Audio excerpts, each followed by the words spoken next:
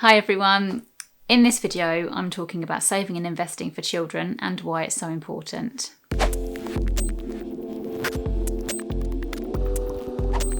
Generally, when people tend to have children, they inevitably at some point throughout the first year of their life will be gifted some money from grandparents or aunts and uncles or other friends and relatives. But what do they do with that for their child? Where's the best place to put it?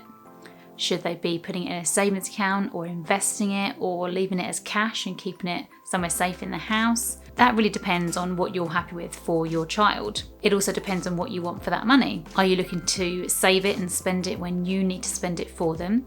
Or are you looking for long-term savings or investing for when they might need it? If they want to buy a house, buy a car, get married, all those sorts of things. So really that's the first thing you need to decide. You probably want to do both things. Have some money that's readily available, cash in the bank that you can dip into for school trips and school uniforms and things like that. But at the same time, if you are getting large lumps of money from other relatives or grandparents, then you may want to do something a bit different with that. Ultimately for children, they have such a long time horizon when it comes to money that you need to make sure you're doing the right thing with it. Any cash in the bank over the long term is just going to get eaten away at by inflation.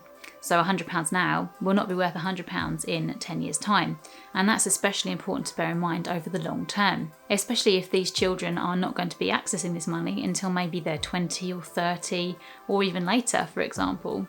So you need to bear that in mind when you're looking at where to put the money. If you do just want it to be easily available so you can dip into it, generally things like savings accounts are the best place for it.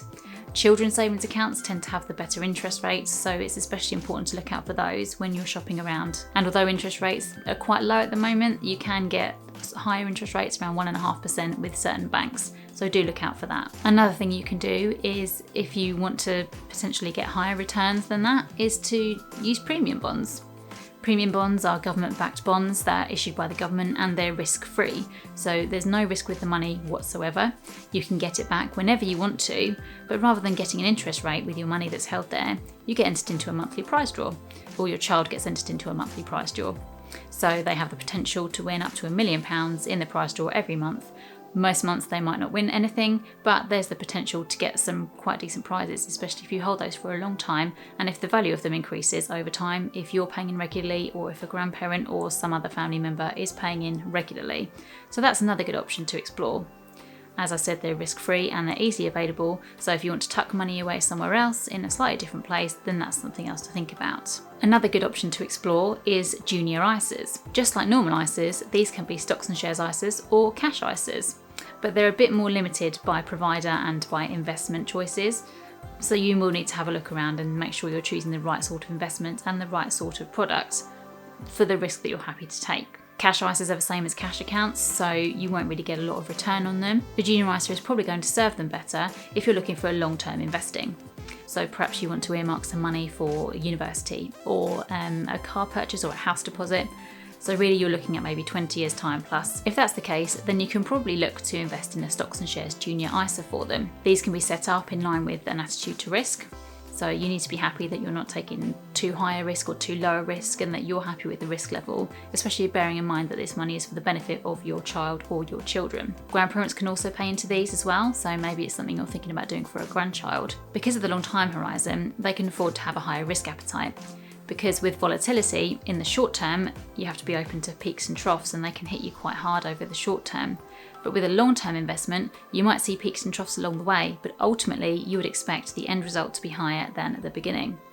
So you can afford to ride out some of that volatility over the longer term. With junior ISAs, if they're cash ISAs, by the time the child turns 16, the ISA is handed over to them to deal with. If it's a stocks and shares ISA, that will happen when they turn 18. And at that point, they can decide what they want to do with it, whether they want to just let it turn into a normal ISA and then they will just keep accumulating it or accessing it or whatever they want to do with it. But at that point, I expect that the parents would have some sort of input and either let them know if it's been earmarked for something or help advise them on how to deal with it. Another savings vehicle that's not really that well known about or well talked about is children's pensions. Just like normal pensions for adults, you can invest in pensions for children from the day they're born, but you have to be happy with the fact that they're not going to be able to access their money until they hit a certain age, and that's likely to be near their 70s or even older at this rate. But it is a great tax relievable way to pay into a pension for your child or grandparents can pay in, or however you like to do it. But then that's helping them have a pension accumulation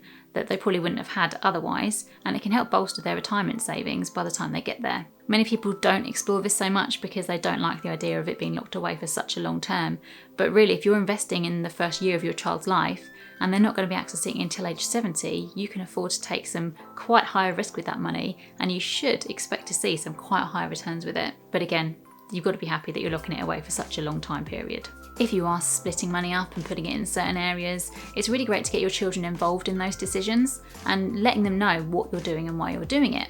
If you're setting up a certain account for a certain thing, just tell them why you're doing it, how much it is, how much you expect it to be worth, and why you're doing it in that particular way. Financial education is so important, and doing it from such a young age is really helpful.